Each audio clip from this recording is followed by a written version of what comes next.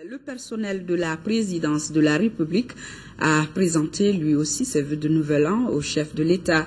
Le personnel a saisi l'opportunité pour réitérer au président Ibeka son engagement à l'accompagner afin de relever les multiples défis du moment. Comme il fallait s'y attendre, le président de la République les a invités à plus de rigueur. Ibrahima Traoré. Le personnel de la présidence de la République s'engage à aider le chef de l'État dans sa lourde mission. Un chantier immense qui concerne tous les domaines de la vie de la nation, dixit le secrétaire général de la présidence. Toumani Djimé Diallo se félicite d'ores et déjà de certaines actions du président Ibrahim Boubacar Keïta. On note entre autres l'organisation des États généraux de la décentralisation, la tenue des assises nationales sur le Nord, la lutte contre la corruption ou encore le plaidoyer relatif à la cause Mali sur la scène internationale. De l'analyse de contenu de vos discours et déclarations, il ressort invariablement que vous prenez la pleine mesure de vos responsabilités, qui sont celles d'un homme d'État qui préside aux destinées d'un pays qui a compté, mais qui a trébuché et qui se...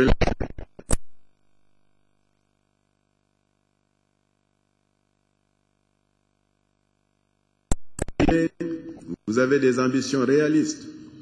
En même temps, vous prenez la rigueur envers vous-même et envers chaque Malienne et chaque Malien, tout comme vous donnez des gages rassurants quant à la distribution d'une justice rigoureuse et égale pour tous. Excellence, Monsieur le Président, chef de l'État, pour nous tous, c'est le moment de faire le bilan et aussi d'espérer un avenir meilleur. Les réussites, les échecs, les regrets, les interrogations et les certitudes qui jalonnent notre parcours, nous invitent à la méditation et nous inclinent à réagir sereinement face à l'avenir et à faire des choix judicieux. Le président de la République indique que le travail ne fait que commencer. Le devoir de l'excellence, selon lui, s'impose à chacun pour mener à bon port le bateau Mali.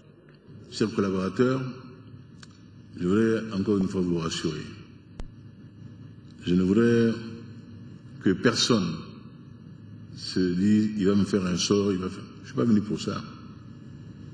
Je jugerai chacun à la tâche. Je ne suis que de passage, locataire de cette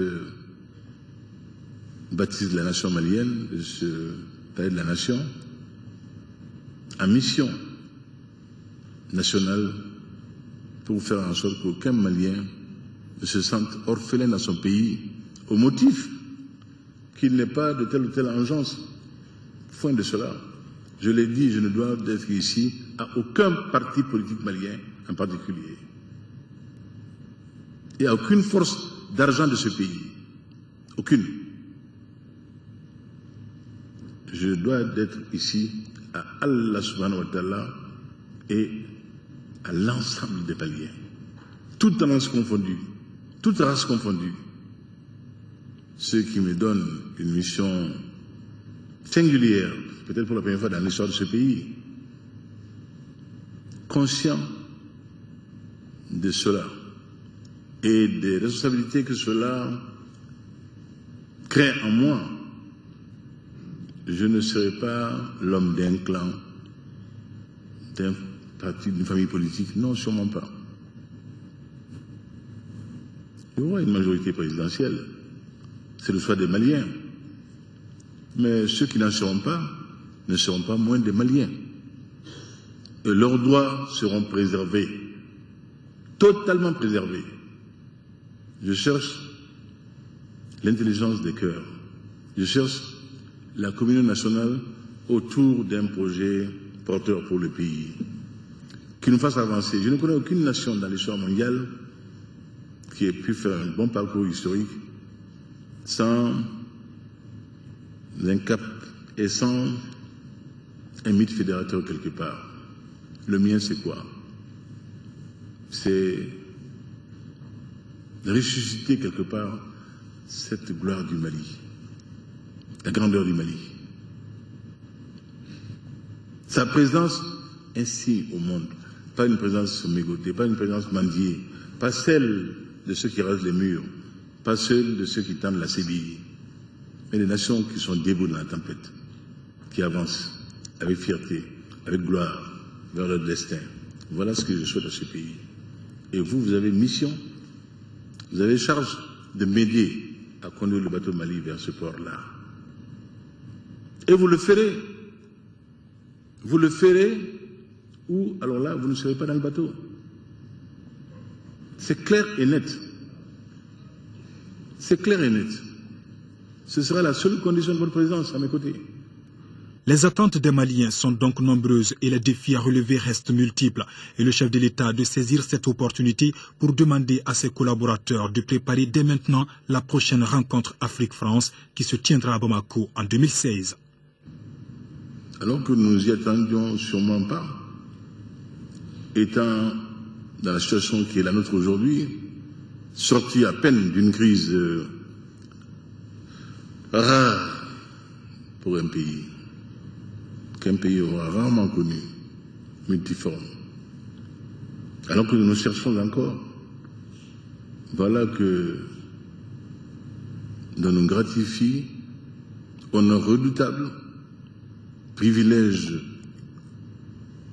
lourd de l'organisation en 2016 de la prochaine rencontre Afrique-France. Quand le Premier ministre a voulu m'en féliciter, il dit, Monsieur le Premier ministre, vous vous rendez compte de ce qui nous arrive là? Ce n'est pas l'heure de félicitations. Monsieur le Premier ministre, 2016 est déjà là.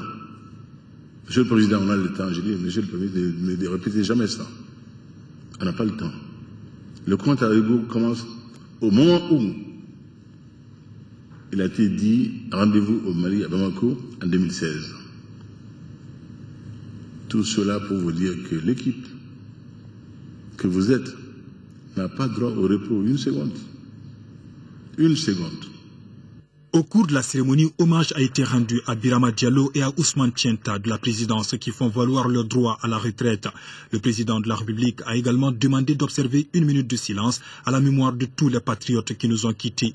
Le chef de l'État a enfin tenu à partager un moment de communion avec tous ses collaborateurs depuis les hauteurs de Koulouba.